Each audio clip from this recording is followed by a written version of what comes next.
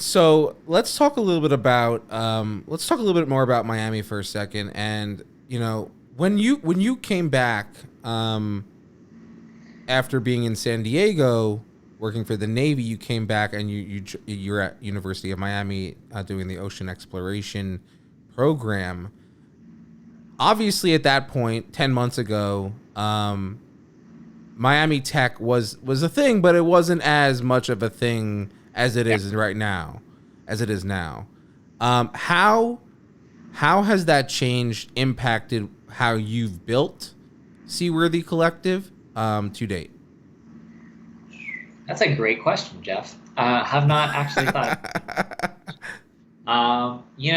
I'll say this. The reason why I came here and launched Seaworthy is still the same, right? I mean, it started organically with community building, right? And the fact was the Rosensteel School, for as much as I fault it for not having as much innovation as I'd hope, you know, is the community of people that are, looking to do the work for the right reasons, right?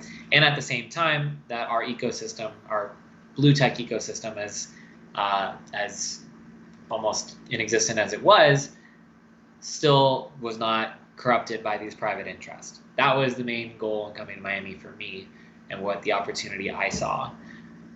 I will say, I pressed on with community building starting in September and having virtual events and just getting panels together.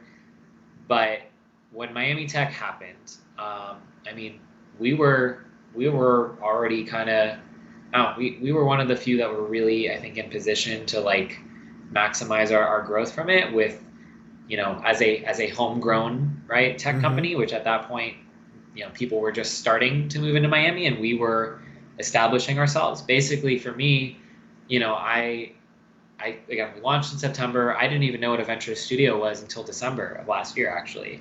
Originally, I was thinking accelerator. Then I went to incubator once the pandemic hit because I had the idea, in March of 2019.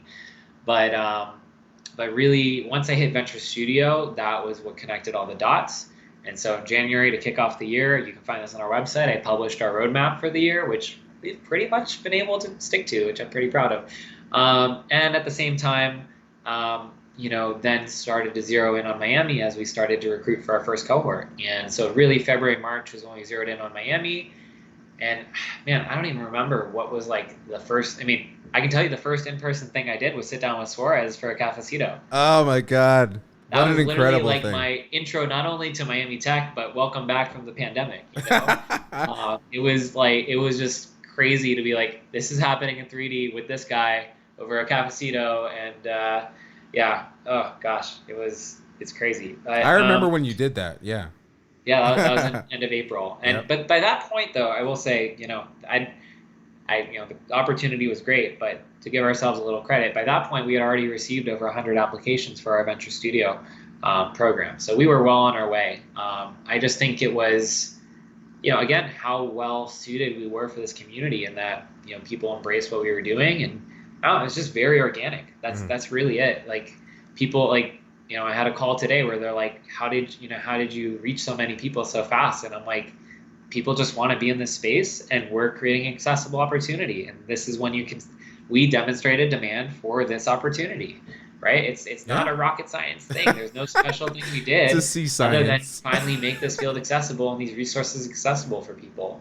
And I mean, a great example I love to reference is when we had the past president of the Woods Hole Oceanographic Institution on one of our panels, and literally he left his email in the chat and said, feel free to reach out. And I'm like, when I was in undergrad, I would have killed for that opportunity. Like Yeah. I had to scrape and claw my way to get into Woods Hole, and here I could talk to the past president and get a referral. Like I don't know, it's just like I love to put myself in the shoes of other people in our community and just realize, like, not in like a egotistical way, but just in an empathetic way, like what value we're really creating for people. And especially this last week, kicking off our first cohort and literally sitting down an hour with each of our 10 startups and mapping out their needs and figuring out ways that we can catalyze their growth.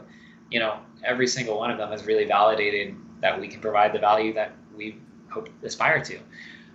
So to wrap that all, I know I went on tangents. That's what I do. But I to wrap it enjoyed all it. up, I'll just say, the Miami Tech movement for us, to me, was like